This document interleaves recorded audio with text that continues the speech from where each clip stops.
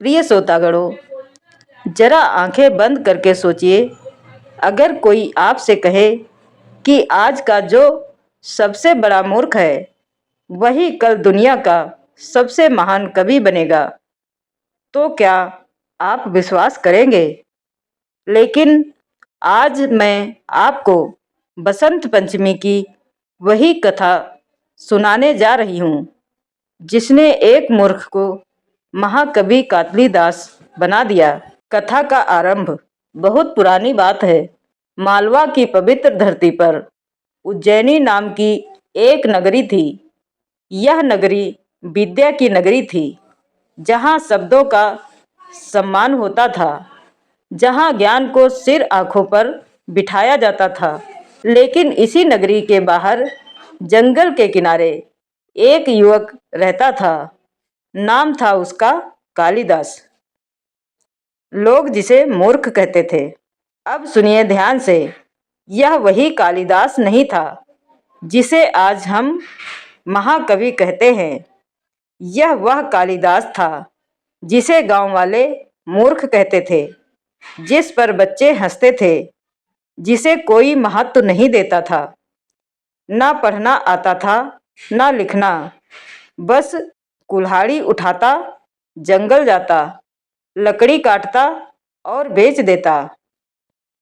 एक दिन कालिदास पेड़ की ऊंची डाल पर बैठा था और उसी डाल को काट रहा था। रास्ते से गुजरते हुए लोग चिल्लाए और बोले, मूर्ख, जिस डाल पर बैठा है उसे काटेगा तो गिरेगा। कालिदास ने ऊपर देखा, हल्की मुस्कान दी और बोला, अगर गिरना लिखा होगा तो गिर ही जाऊंगा। और भाइयों, अगले ही पल डाल टूटी और कालिदास जमीन पर आ गिरा। लोग हंस पड़े जोर जोर से, लेकिन कालिदास चुपचाप उठा, कुल्हाड़ी उठाई और फिर जंगल की ओर चल पड़ा। उधर उज्जैनी के राजमहल में एक और कहानी चल रही थी। राजा की पुत्री विद्योत्तमा ज्ञान में अनुपम, बुद्धि में प्रखर, लेकिन अहंकार में डूबी हुई।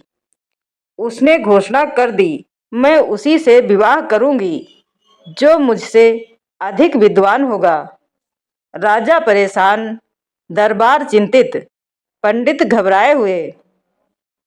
पंडितों ने सोचा, ऐसा व्यक्ति ढूंढें जो प्रश्नों का उत्तर ही ना दे। और तभी उनकी नज़र पड़ी जंगल में रहने वाले मौन युवक कालिदास पर।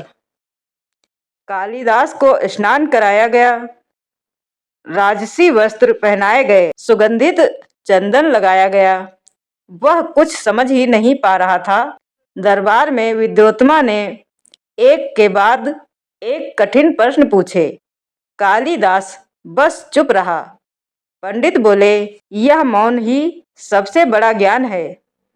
विद्योत्तमा प्रभावित हो गई। विवाह हो गया।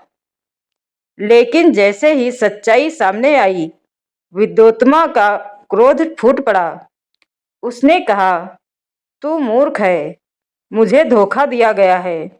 और फिर वह वाक्य बोला जिसने कालिदास की आत्मा को झंझोर दिया, जब तक तू सच्चा विद्वान ना बन जाए, मेरे सामने मत आना।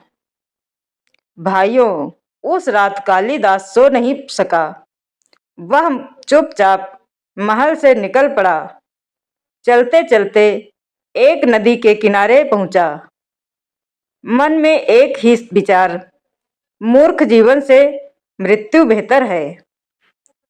जैसे ही उसने कदम आगे बढ़ाया, अचानक चारों ओर प्रकाश फैल गया। श्वेत वस्त्रों में, वीणा हाथ में लिए माँ सरस्वती प्रकट हुई। माँ बोली, बेटा, जीवन से हार क्यों मान ली? बसंत पंचमी का रहस्य। माँ बोली, आज बसंत पंचमी है, ज्ञान का दिन, परिवर्तन का दिन। जो आज सच्चे मन से मांगता है उसका भाग्य बदल जाता है। वरदान का क्षण। माँ ने अपने कमंडल से जल लिया, कालिदास की जीभ पर डाला और भाइयों, क्षण भर में उसकी वाणी बदल गई।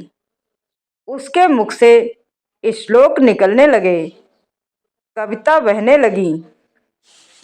माँ बोली, अब तू केवल विद्वान नहीं, महाकवि कहलाएगा। और माँ अंतर्ध्यान हो गई। संसार ने देखा चमत्कार। वर्षों बाद उसी उज्जैनी में राजा खड़े थे। विद्वान नतमस्तक हैं और बीच में खड़ा है महाकवि कालिदास। विद्योत्मा की आंखों से आंसू बहते हैं। वह कहती है, मैंने अहंकार में माँ सरस्वती के वरदान को नहीं पहचाना।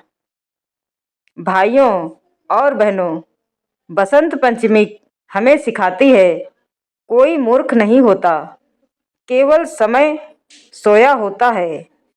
जब माँ सरस्वती कृपा करती हैं तो एक पल में जीवन बदल जाता है।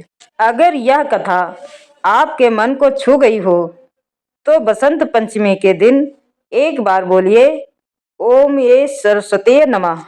कमेंट में लिखिए, जय माँ सरस्वती।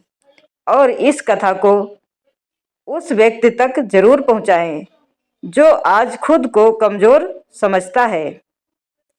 जय माँ सरस्वती।